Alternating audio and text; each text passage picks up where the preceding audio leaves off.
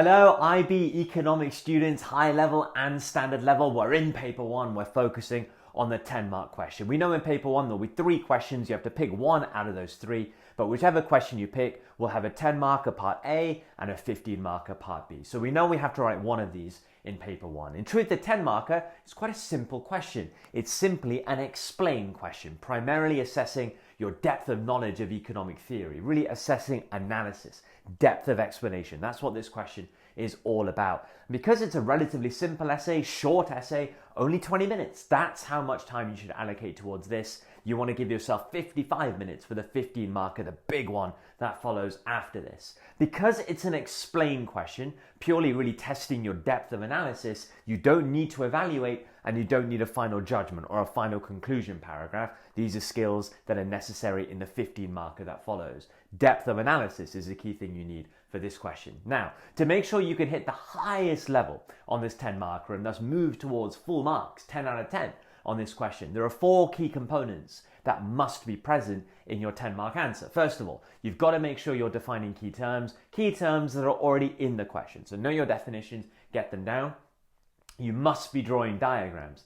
IB examiners love their diagrams, and they will write 10 markers whereby it's natural for you to draw at least one diagram. In your mind, you just think, when do I draw a diagram? Well, whenever a diagram can illustrate what you're writing, then you should always draw a diagram. So always think about whether diagrams are relevant, how many are relevant. We'll come back to that in a second. But when you are drawing diagrams, make sure they are drawn lovely, using a ruler, using a pencil, drawn nice and big, and make sure they are accurate. If you're shifting a curve, get that correct. Get the shift the correct way.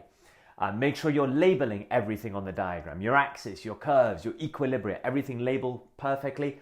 And really make sure that you are using your diagram in your writing. You're referring to it in your writing. So if you're shifting a curve, refer to D1 to D2 or AD1 to AD2. Any action on the axis, make sure you're referring to it. So price increases from P1 to P2, or real GDP, economic growth increases from Y1 to Y2 if it's a macro diagram. Refer to that and explain why all that happens using the diagram. That's what's going to get you the credit when you're actually drawing these diagrams. And last thing, really try and apply on your diagrams, meaning instead of just price and quantity micro, price of cigarettes, quantity of cigarettes, pick a good or a service that works on that diagram, that fits the question that's being asked. On a macro ADAS diagram, instead of just price level and real GDP, apply to countries, price level UK, real GDP UK. IB examiners will love you for that. Sign of confidence, you gain even more credit that way. So applying on the diagrams is great as well. So diagrams, an important skill on a 10 marker, you're looking for those. Of course, if this essay is primarily testing your analysis, your depth of knowledge, then you've got to make sure you're writing depth of analysis. Your explanations are done very deeply. That's crucial. And of course, you must use real life examples. This is so important. This is not a choice you have. This is very much an expectation. Examiners are looking for it. Without these, you are definitely not going to be hitting very high marks on this 10 marker. So real world current examples, you want to make sure, first of all, that you're applying on your diagrams. That's a great place to put in real world examples.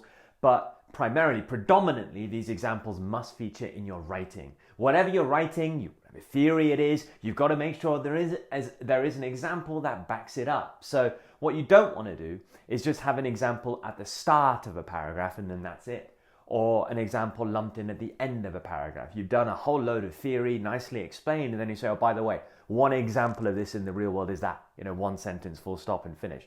That's not what good use of an example is. Good examples will be interwoven within your analysis paragraphs, within your depth of explanation, as many times as you can, as many times as is relevant. So always think, when you're writing some theory, if an example can back up what you're writing, you put it in all the time. So if you're shifting a curve and you give a reason why that curve is shifting, you have an example to back you up, then yes. If you then have action as a result of that shift, so prices going up, if you have an example that backs you up, bring it in. Quantity changes, growth changes, unemployment changes.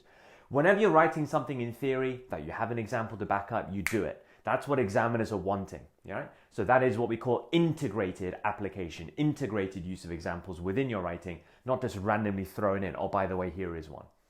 So my advice to you when it comes to structure, on a 10 marker, define your key terms at the start. Whatever key terms there are in the question itself, define those. Then simply, you're looking for 2 detailed analysis paragraphs. Sometimes IB will help you. They'll say explain 2 reasons or 2 factors or 2 benefits or 2 policies. They'll make it very explicit. If not 2, because you don't have unlimited time, you have a big 15 marker to go. So 2 will be absolutely fine as long as within these paragraphs, you are writing in depth. Whatever you're explaining, full depth. I have a video on how to write the perfect analysis paragraph in economics right here. Make sure you watch that, follow that. That will guide you on techniques to make sure you can write in depth. Of course, that's crucial here. But you're also thinking about diagrams. Can I draw a diagram that illustrates what I'm writing? If the answer is yes, draw the diagram, but with all the caveats I mentioned before. Make sure it's relevant, make sure it's accurate, make sure it's fully labeled, make sure you talk about it in your writing. That you're thinking about. It might mean you draw 1.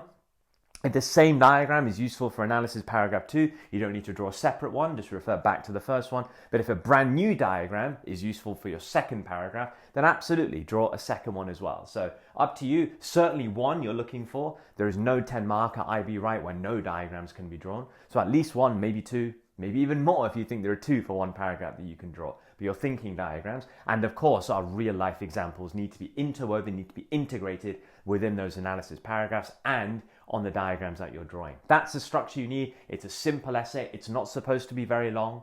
So just make sure that you're revising hard. You know how to write in depth. You know how to use diagrams, and you've also got real world examples. You should be set on what should be a simple question for you, hopefully pushing towards 10 out of 10. So thank you so much for watching, guys. That's how you do the 10 marker. Now the huge 15 marker, we need to make sure we can do that too. Stay tuned for that video coming next.